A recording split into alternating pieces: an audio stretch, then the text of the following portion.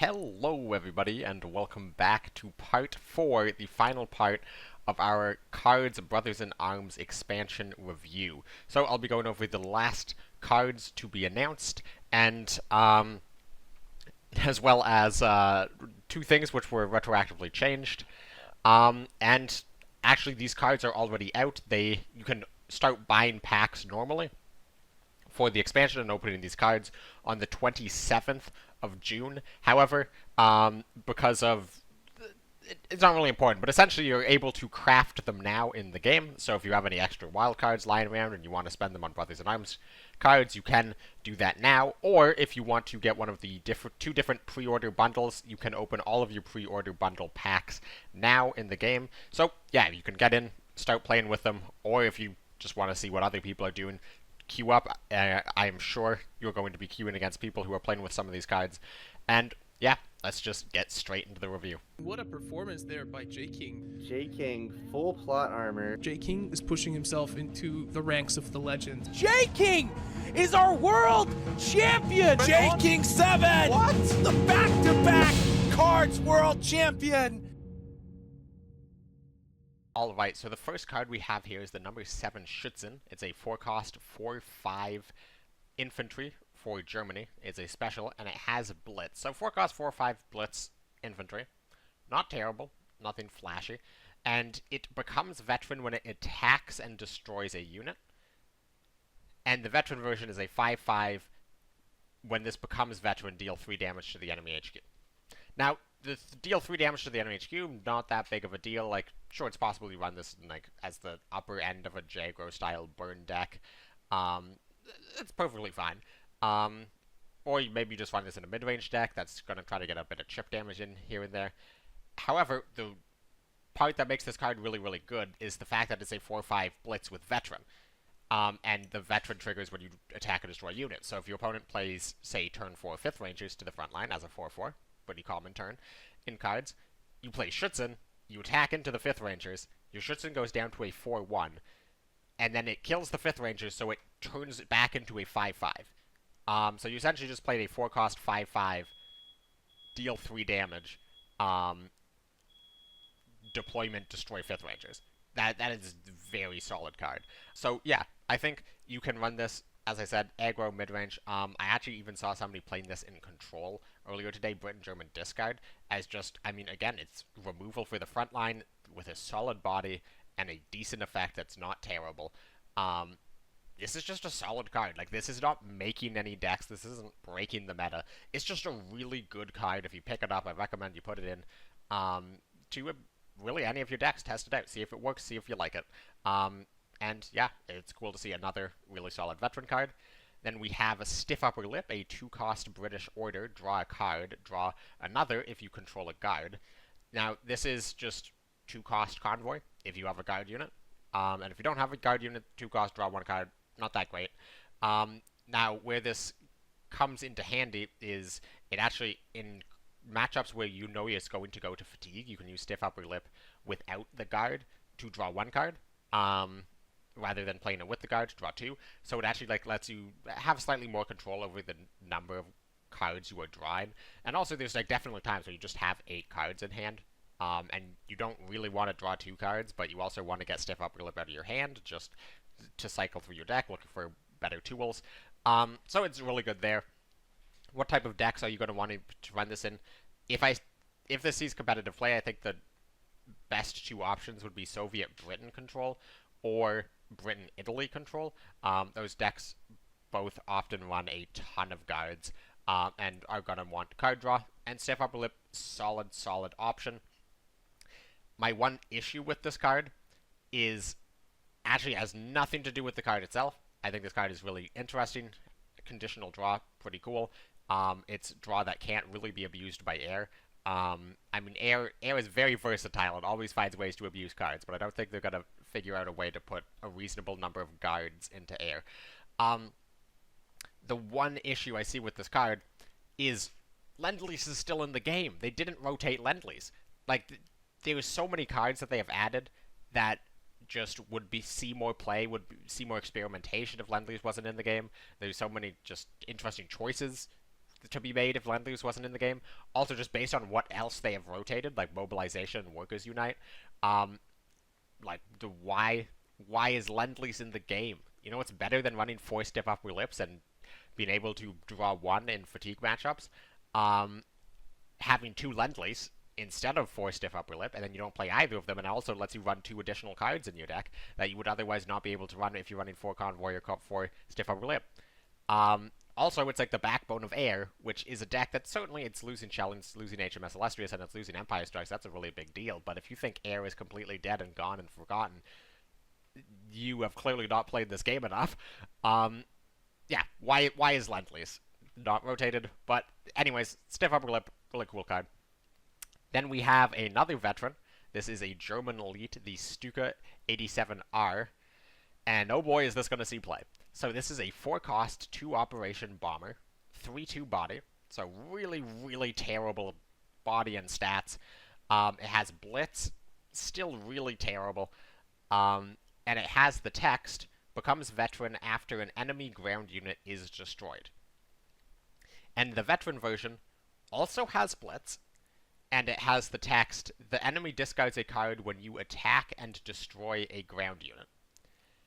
Now, this is very, very important. It does not say when Stuka, like when this card attacks and destroys a ground unit. Like if we go back to look at Schutzen, Schutzen says becomes veteran when it attacks and destroys a unit. Stuka says when you attack and destroy a ground unit. So this can be done with other units, which means you can play Stuka, and then you can attack and destroy an enemy ground unit. You don't even need to attack. You can play Stuka and you can like sudden strike a 1-drop. Stuka triggers veteran. The veteran version still has blitz, so then you can attack with Stuka into another ground unit, and the opponent discards a card. And then you attack with a different unit into another ground unit, and they discard a second card, and then maybe you attack and win with a third unit, and they discard a third card, and you played a card that was discard 3, generate a body that is going to threaten continual discard over and over and over. Now, obviously, there's a lot of caveats on this. First of all, Stuka can't really do anything if there's a fighter in the way. 3/2 body does not do a lot. Second of all, it only triggers when a ground unit is destroyed, so if your opponent is just playing like a deck like Air, doesn't do a lot, or like if they're playing unitless, if they're just not playing a lot of units, doesn't do a lot. And the part that actually discards the veteran version, it's only when you attack and destroy. So you can't like play Stuka and then like wipe your entire opponent's board with like a Maelstrom. That's not going to work. So this card can offer you a crazy amount of discard in very, very specific situations and very, very specific matchups. And otherwise, it's probably going to still get you like 1 discard or just be used as a fine utility card. I mean, like, think about it. Like, if you play this card and you attack into something, turn it into veteran, and then you don't even discard anything. You just play this, you attack, you deal 3 damage, and then the opponent plays whatever removal is in their hand because this card needs to die as soon as it's on the board. You've just gone 2 for 1. You don't even discard and you've gone 2 for 1. Now, another clarification with this card is the unit is still the same. It transforms, so its stats change, but it is still the same unit, so effects such as has already attacked carry through. So you can't play Stuka, blitz, attack and destroy a ground unit, turn it into a veteran version, and then attack again. You can play it and attack, and turn it into a veteran, or you can play it, turn it into veteran, and attack. You can't do both. So it can't attack twice on the same turn. Really, really solid card. This is just going to be you put it in every German control deck, probably. I think it's probably a little weaker than a lot of people think it is, but it is definitely a good card. And, yeah, it is interesting to see. There's the standard Stuka, which is also a 4-cost 3/2 bomber with discard abilities. This one is obviously way, way better, but it is very nice to see that they have kept the same sort of theme of the Stuka being a 4-cost 3/2 bomber that discards. Then we have the 31st Algerians, which is a 3-cost 3/3 blitz French infantry, which okay body. And it has the text, adjacent non-French units have +2 attack. And this is not limited to ground units. Unlike the 10th Engineers in Germany, or sorry, in US, this is all units. So you could run this in a pretty wide variety of decks. Like you could run this in Soviet, France, Audi, US, France, Audi. I think this could also be a very solid card in like a US France mid range. If the meta is ever slow enough that you want to run France ally over German ally, this is a very solid card. Like if this was an American card, this card would be awesome, but it would probably see play. If this card was Soviet, it would be awesome, but it would probably see play. It's French, so it does have that big problem. However, I think specifically US France, they're getting enough cards that it is looking viable as like a tier 2 deck. Now the question is, why would you ever run that over US Germany? But hey, maybe like next expansion, next rotation, they rotate a bunch of German cards, and then suddenly the next frontline deck is US France, and this is going to be a staple in it. Or I'm sure you can find ways to run it now and be perfectly fine. I don't really have a lot else to say about this card. It's French, so it's going to need the stars to align to see any competitive play. Then we have Night Bombing, which is a US Elite Order, 5 cost, with the text, destroy target undamaged unit, then randomly rearrange enemy units on the battlefield. So this is absolutely hilarious. So first, let's just talk about 5 cost, destroy target undamaged unit.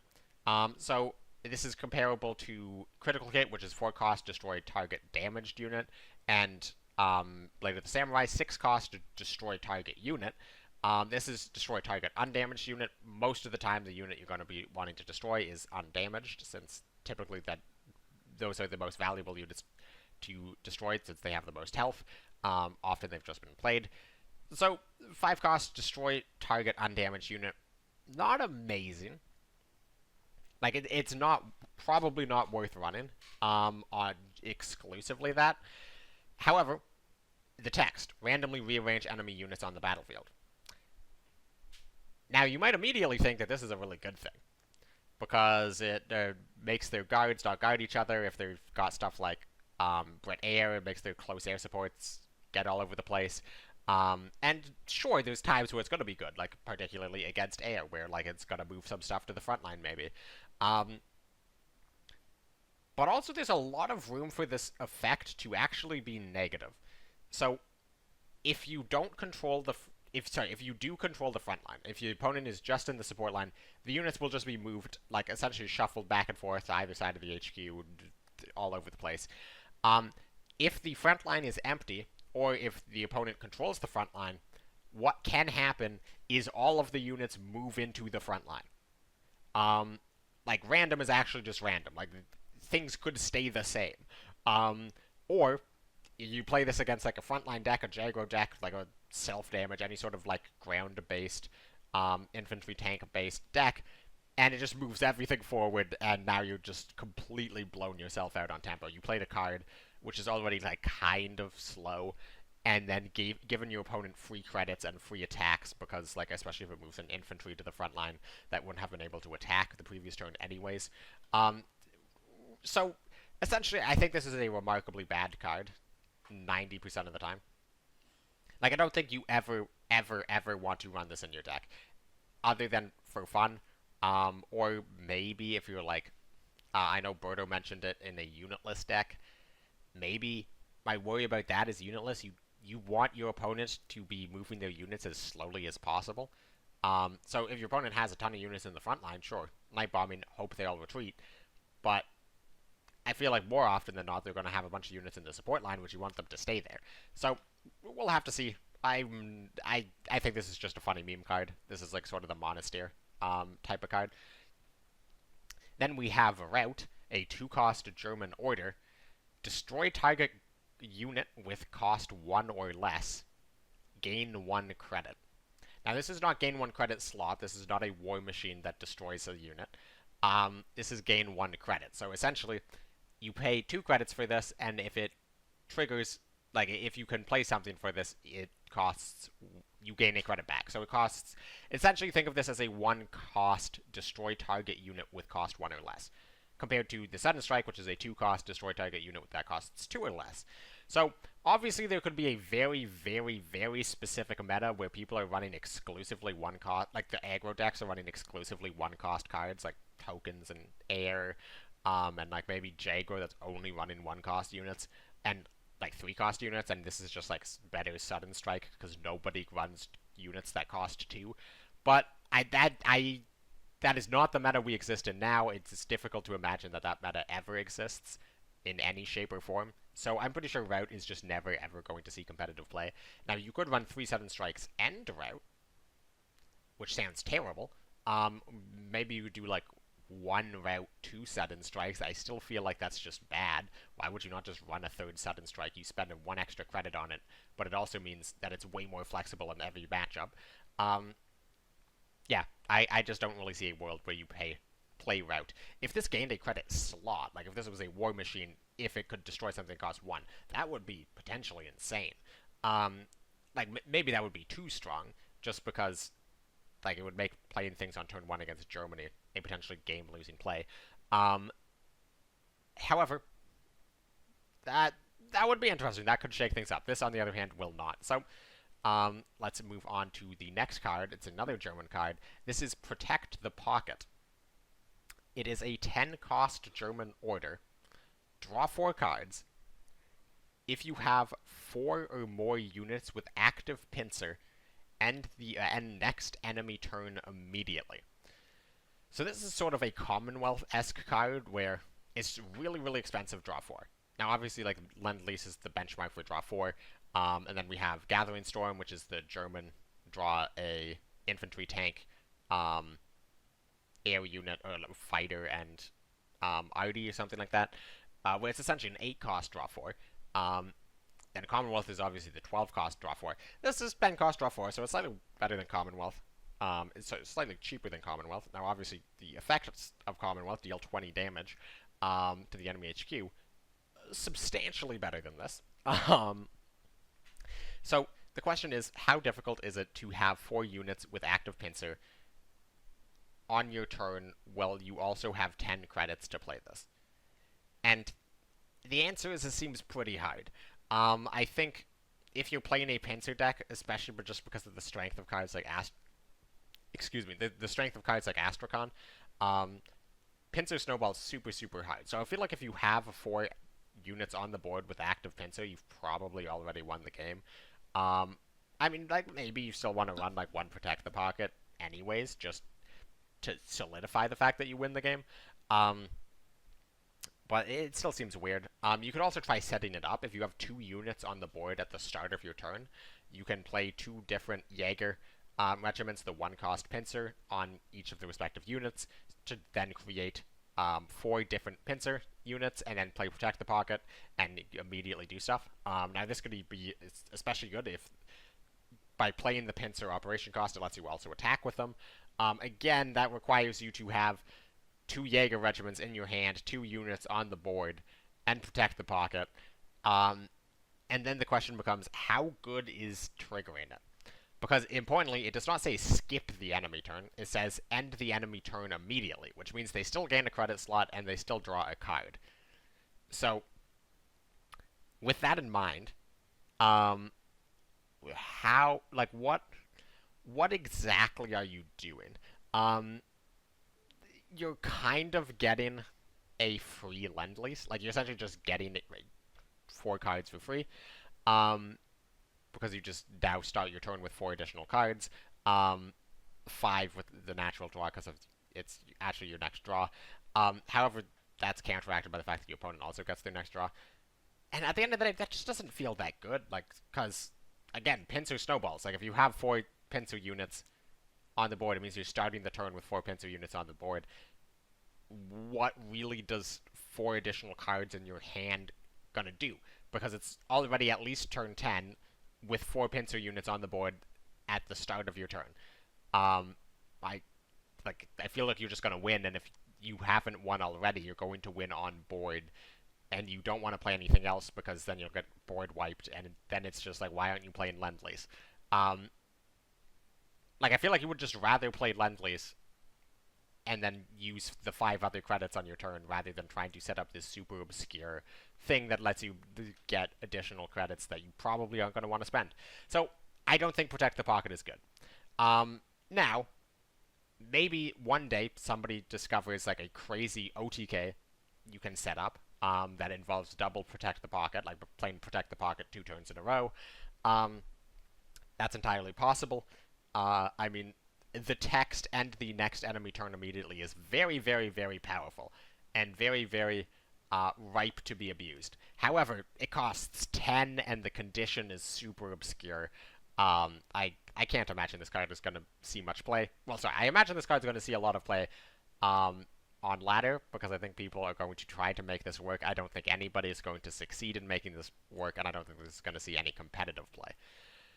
Then we have Under Fire, a card which is actually quite likely to see competitive play. It is a 3-cost Japanese order. Deal 1 damage to target enemy unit and to adjacent enemies. Pin units damaged. So this is sort of the replacement for Naval Operation, I suppose. Naval Operation, of course, being the deal 1 damage and pin all enemy ground units. Now this has, obviously, the massive downside of, at most, it can hit 3 things. And the 3 things have to be all in the same line.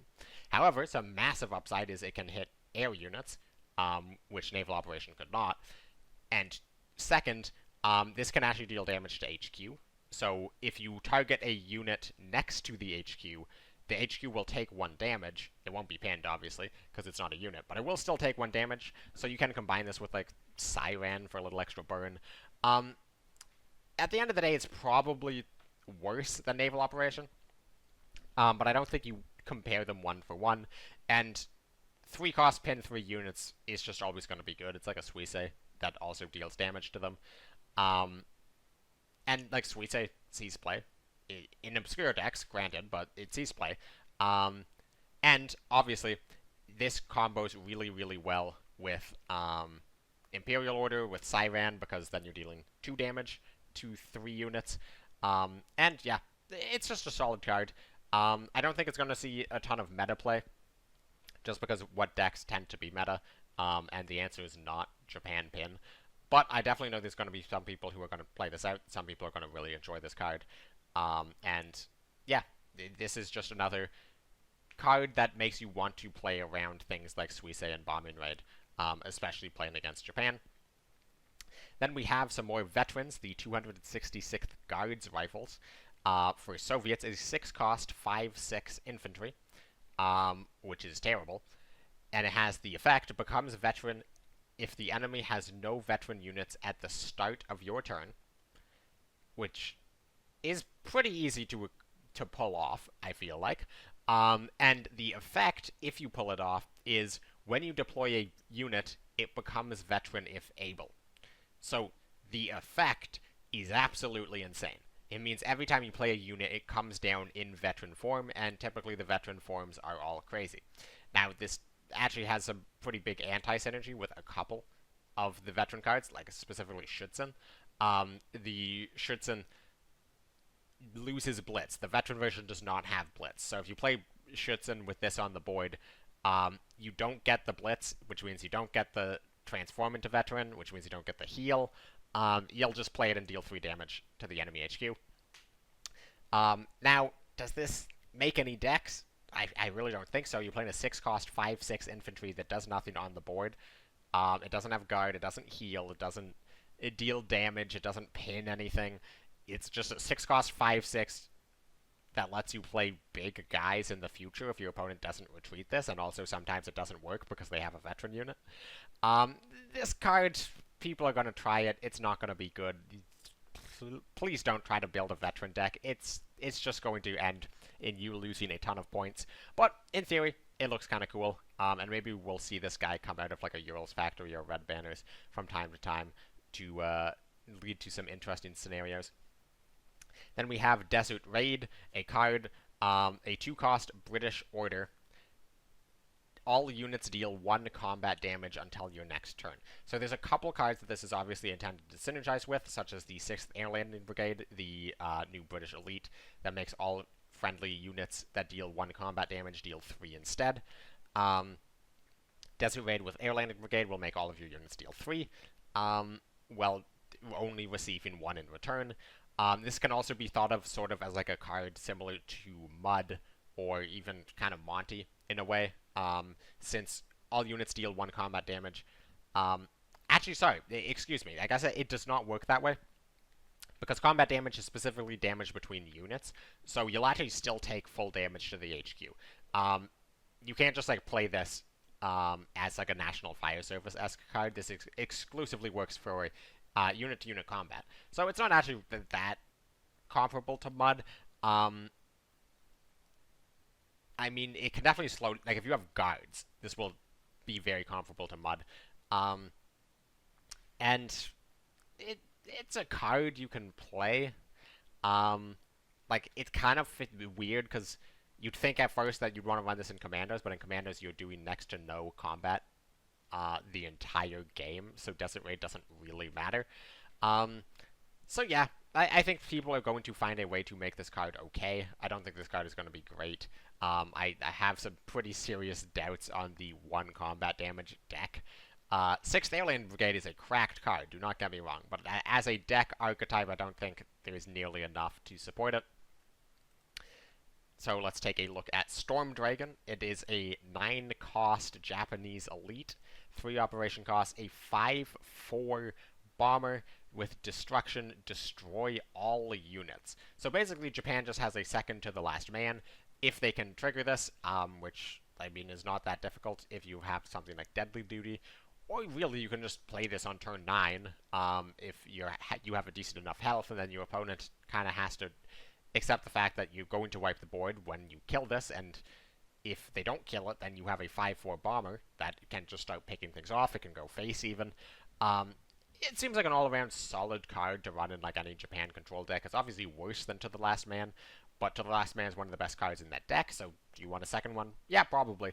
Also, another interesting thing to note about this is Japan now has a 9-cost unit, meaning that you can now red banner on Kika, which used to be a very important thing you could not do in Japan, is Kika and Kawanishi had no red banner targets. Now they do. It's a Storm Dragon, which maybe you don't want a Storm Dragon if you're the one playing Partisans red banner. But, yeah, pretty solid card. Not a lot else to say about it. Then we have the Bushmasters, a 5-cost 3/6 U.S. infantry special, with the text, when a unit is fully repaired, deal damage to a random enemy equal to damage repaired. And this card is absolutely insane. This card is going to be the core of the repair deck, which is not going to be that good, but it is going to be the core of it, because if you, say, have 4 units on board, one is damaged for... and you're doing some combat, you're doing some trading, maybe you play an enemy at the gates or something. So you go down to one of the units is damaged for 3, one of the 2 are damaged for 2, and then another one that's damaged for 1. And you play Bushmasters, and you do something to repair. Maybe you have a medical battalion on board. Whatever it is, you repair all the units. Bushmasters is now going to deal 3, then 2, then 2, then 1 damage to random enemy targets. These can go all face for massive burn. That's just 8 burn immediately. That's over a Bismarck. Or that can be directed into multiple different targets to wipe out like a board, especially from a deck like Jaguar or Air that's going to be flooding quite a lot. Bushmasters has a ludicrous potential. Like, you can just straight up OTK your opponent with Bushmasters relatively easily, especially if you have 2 Bushmasters.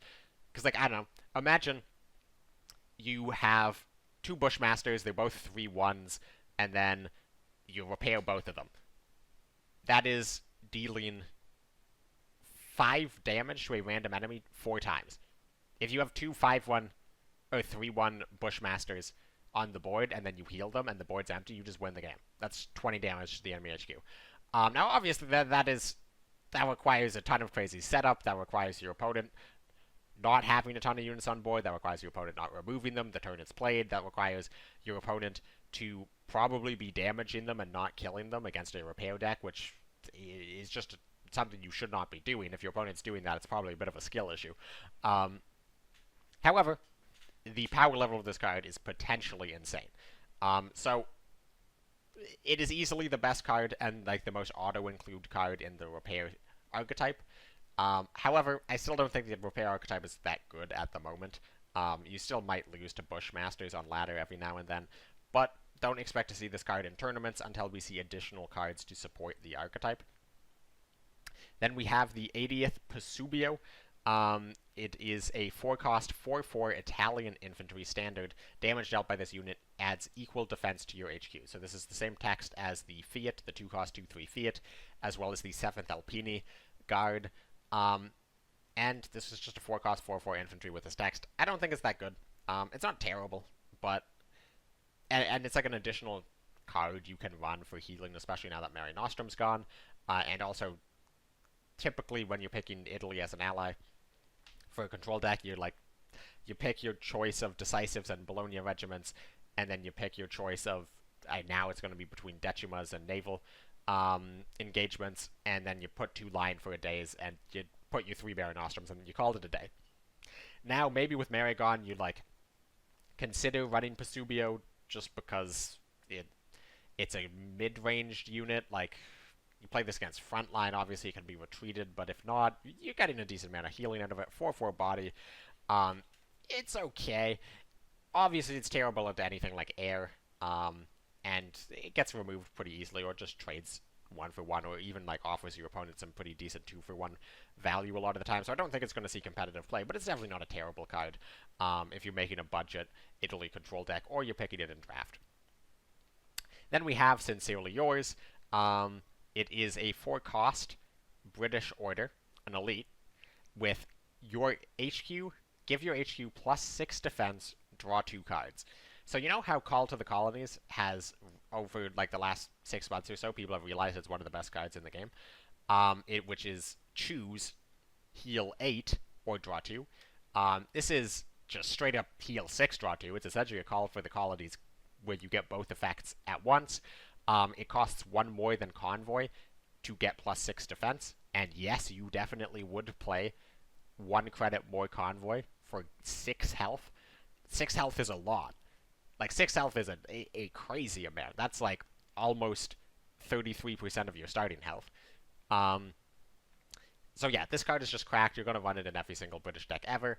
And once again, why is Lend-Lease in the game if you're just going to give Britain, copious amounts of draw? Do you really expect any conditional draw to ever be run in Britain ever if you're just going to have Convoy and Lend-Lease and Sincerely Yours? Yeah, so this card instantly goes into air, instantly goes into any British control deck, into Commonwealth decks, Commando decks. This card is just really, really good.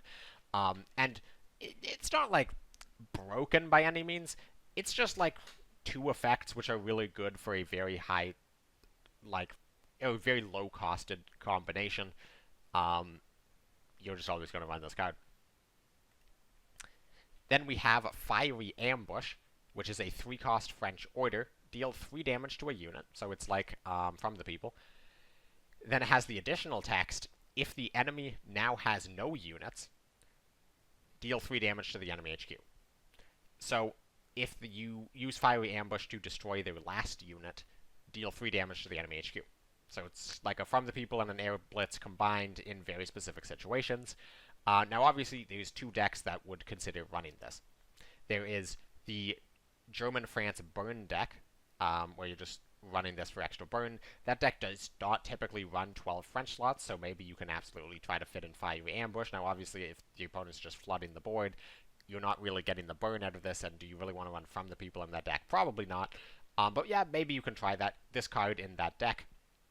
And the other deck that you could theoretically run this in is in Unitless, because you absolutely would run it From the People in Unitless, and any additional damage to the enemy HQ is going to be very, very good. And also, just because of the way your entire deck is built, your opponent is frequently going to have no other units on the board, so you can be triggering Fiery Ambush quite often. However, the downside is in Unitless, you are running 12 French cards most of the time, because you're running 2 Liberations, 3 Call to the Colonies, 2 Cross of Lorraines, 2 Phony Wars, and 3 Defended Depths. That's 12 cards. So you're already at 12 French cards. And also Unitless, with Liberation being rotated, it's going to be substantially weaker. Maybe it makes up for the less healing and the fact that there's more burn. Maybe.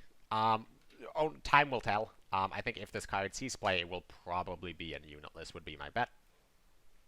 Then we have the 14th Guard Rifles. It is a 4-cost 5/5 infantry, standard for Soviets. With the text, becomes veteran at the start of its 3rd turn on the battlefield. And this does not count each player's turns as separate. This is at the start of its 3rd turn.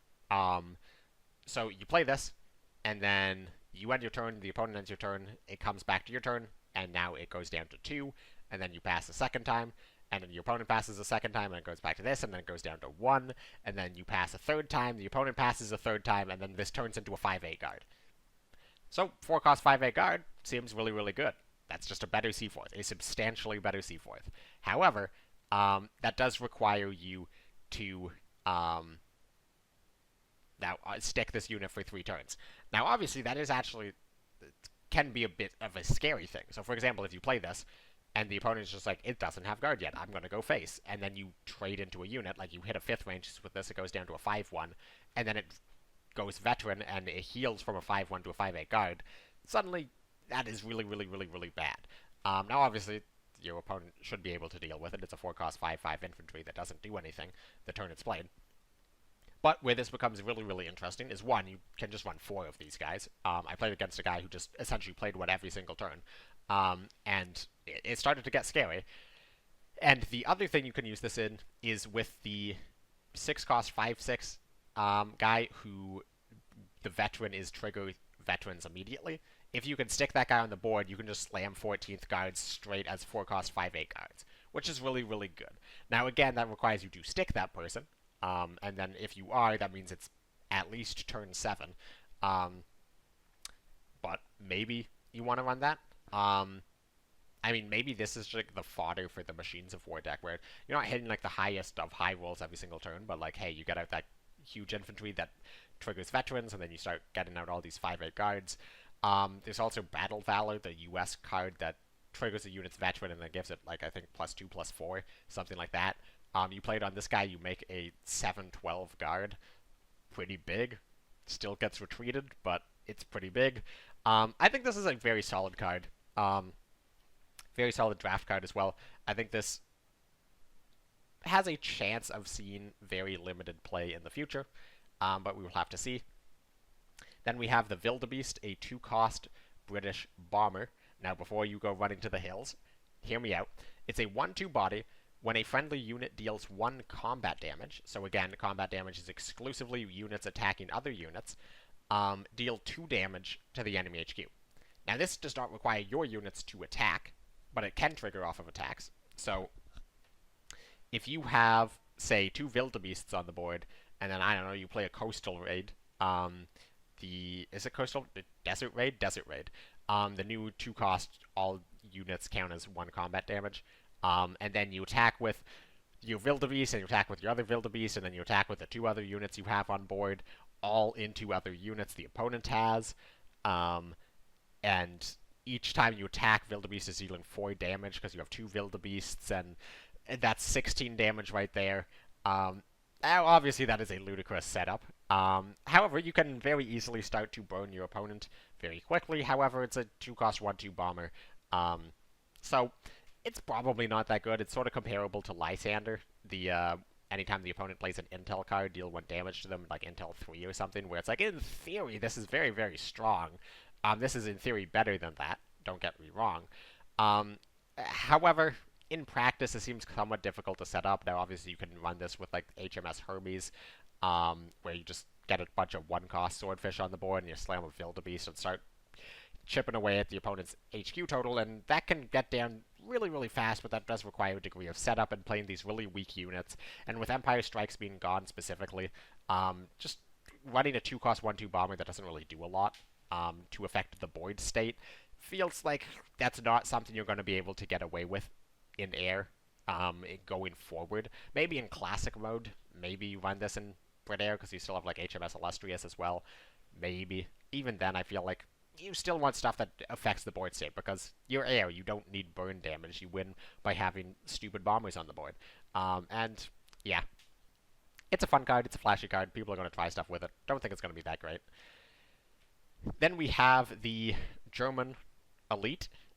We have going to be covering the next two cards simultaneously, sort of.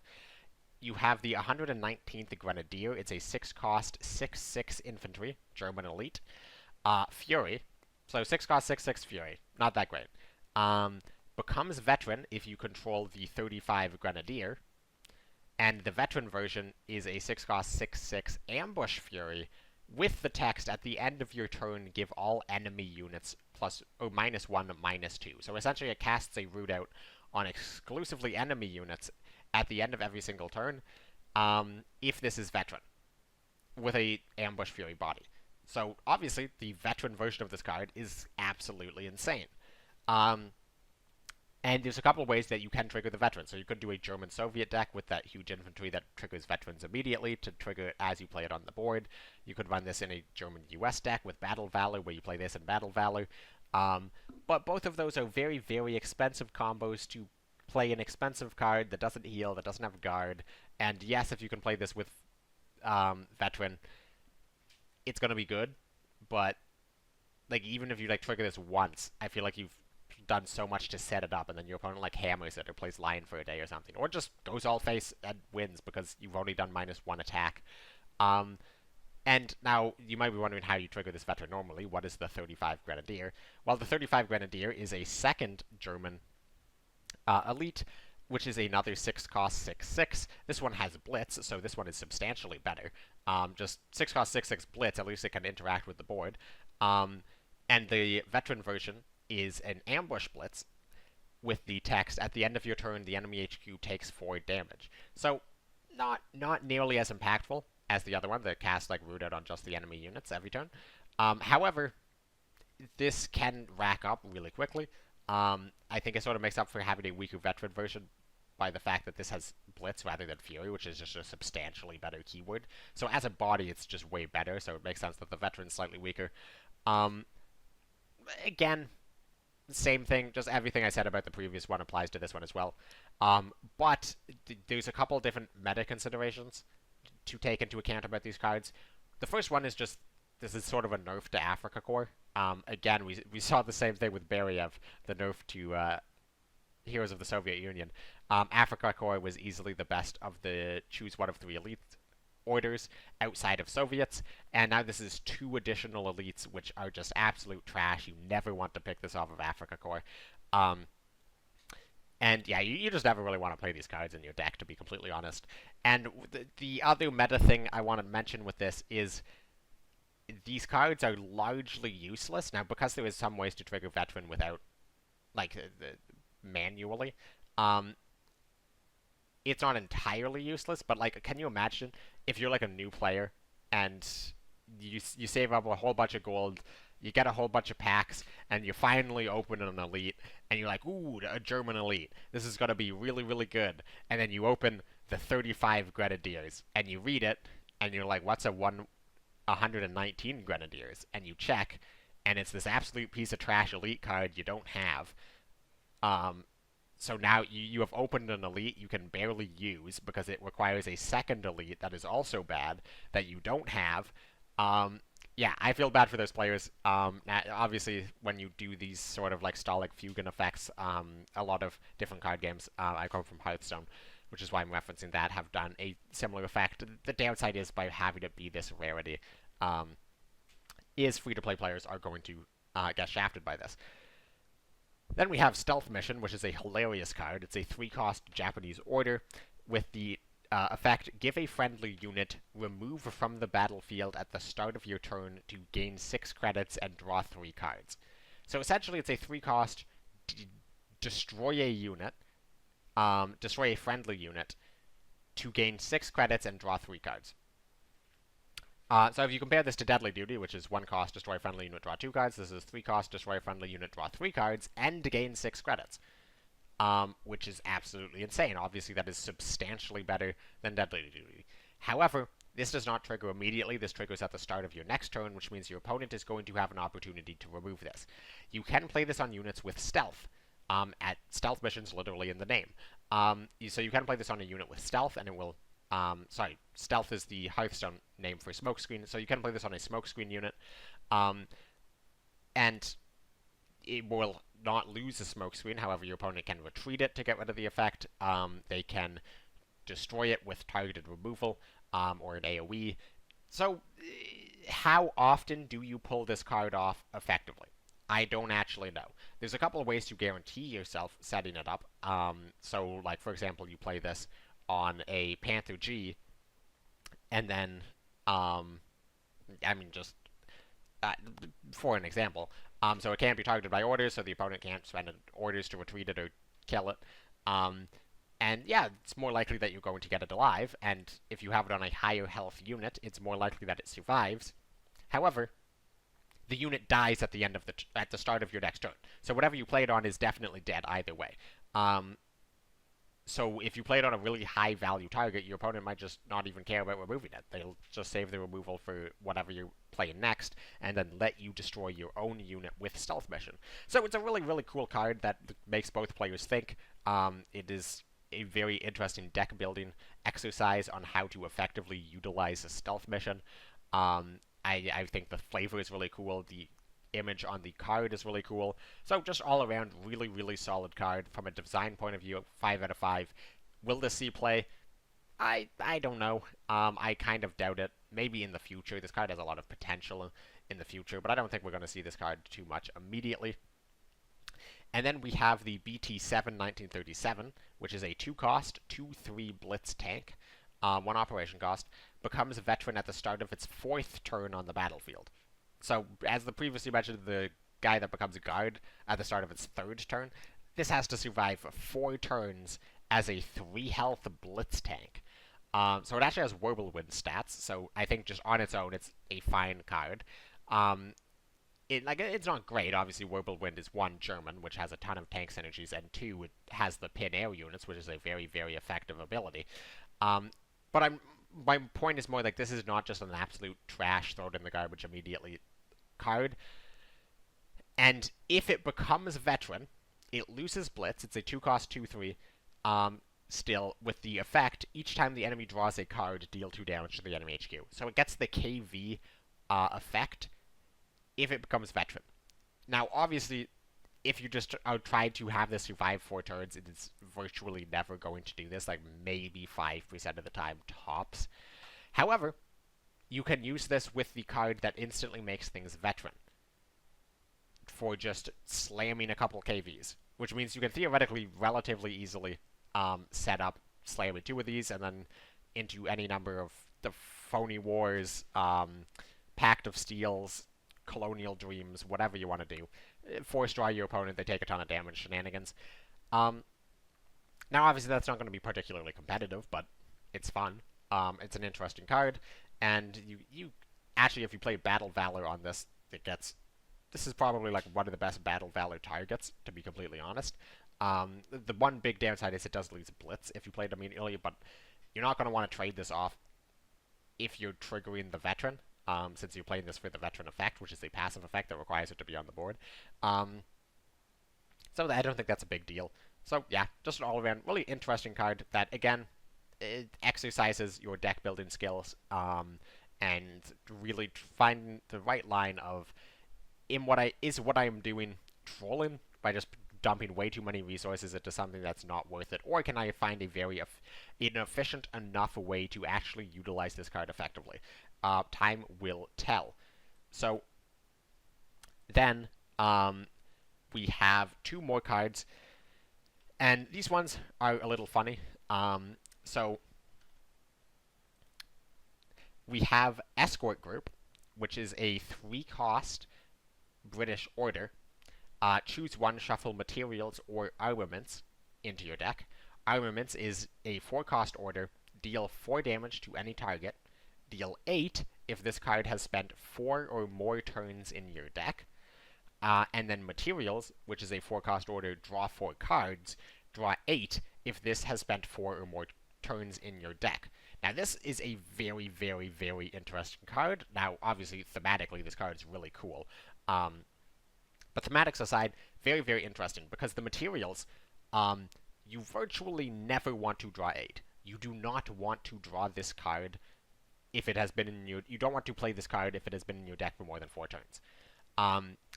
So it means if you're going for materials, you're going to be wanting to just essentially dump in through your deck. And materials is a card that helps you dump through your deck. Now, this could be a good thing, because if you're just trying to get through your deck, draw a ton off of honey and Commonwealth the opponent, for example, or like you're a commando deck where you're just trying to draw a ton of cards for commando triggers, yeah, you probably want the 4-cost draw 4. It's just a Lend-Lease that costs 3 less. That also gets you another order trigger in the process. However, on the flip side, you might not want materials because you're playing a deck like Commandos where you're probably already perfectly capable of drawing through your entire deck very easily without materials. In which case, you don't want an additional card that's just going to draw you 4 cards and put you into fatigue. You're going to want armaments. However, the problem with armaments is you want armaments to stick in your deck for as long as possible, which means you want to play Escort Group, pick armaments, and then not draw a lot of cards. Which is what Commandos is very, very bad at. Commandos, you're going to deck yourself very quickly. However, what's good about armaments is the 4-cost to draw 4 is perfectly fine. The 4-cost deal 4 damage is perfectly fine. It's not amazing, but 4-cost deal 4 damage, perfectly fine, and Britain doesn't really have removal, so you're going to be fine with getting it early, or it stays around and it is a 4-cost deal 8, and it's essentially just like a couple extra pieces of bird you can chuck into the face. I imagine this card in Credit Denial is going to be very, very useful.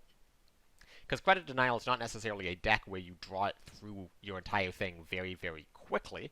But it is a deck that definitely lacks sort of getting over the finish line. So you could just play Credit Denial in a way where once you figure out what your opponent's archetype is, like if they're playing a control deck, just go for some early armaments into your deck, hope you don't draw them, and then come late game, when you're slamming your Lancasters, your Wellingtons, you double armament face for 8 damage each. Really, really cool. So anyways, really, really awesome deck. Plus there's a little thing there with the cards like Reorganize that lets you put the card back into your deck. Potentially, you can use that if you draw like armaments or materials too early and you want to spend 4 turns in your deck. You can put it back with like Reorganize or Redeployment, something like that. But where the interesting thing about this card, and this card is the last card of the expansion, but we have one more thing to show you, is in this image, this card is a special. However, after announcing this card and revealing this card as the last one of the expansion, they announced that this card would actually be changed to a limited.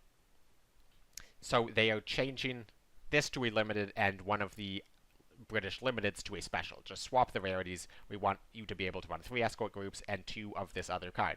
Now you might be thinking of what the British limiteds are and which of them is now special rarity, which is why I am now somewhat excited to show you the new partnership. Partnership on release, as it is in the game right now costs 6 and is a special. So you can only run 2 of them and it costs 1 more. This was originally announced as a 5-cost limited. It's now a 6-cost special, which means I think it's not going to see any competitive play. Definitely not any immediate competitive play. I know I said that I was going to run 5-cost partnership, and I was going to stand by that. 6-cost partnership, not nearly as good. That even though it's 1 credit, that is a pretty substantial nerf to just what stage of the game you're getting this out, and like how much risk you are taking by playing a card like this. You don't really want to run an extra, spend any more credits on this than you already have to, just because you could get like a Hellcat or a Jasker or something.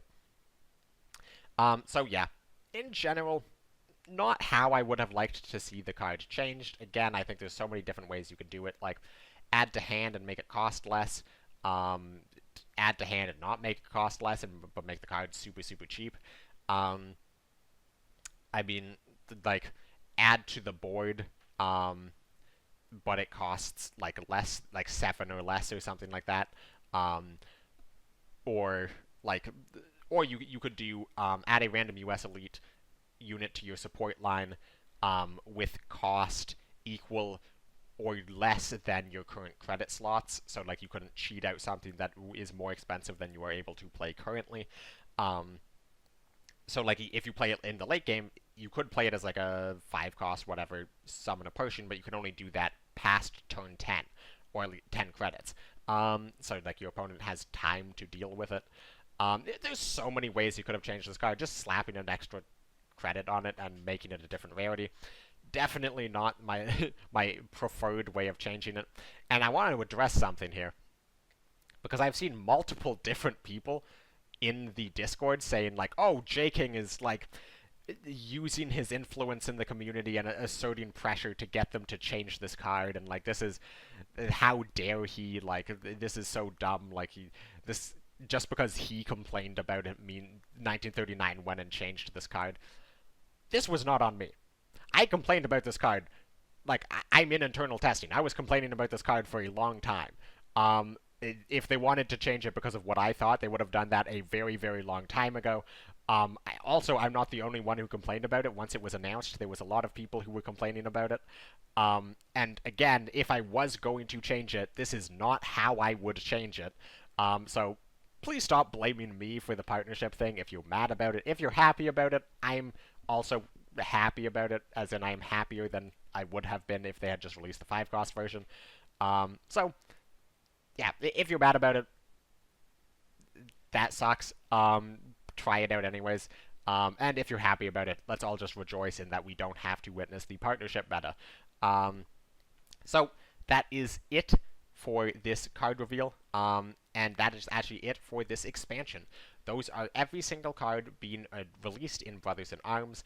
Again, this is part 4, so if you missed the previous parts, you can go back and look for them on my channel. And expect a video coming out shortly where myself and maybe 1 or 2 other players will be discussing what we think the next meta is going to be, where we think current decks are going to slide and move on the tier lists based on rotation, and what new cards are available in those decks, plus what new decks are going to rise up and where they will place on the tier list as well. So expect that, and sort of like a more general thoughts on the expansion as a whole in the future. But for now, thank you very much for watching. Subscribe if you haven't, and I will catch you in the next one.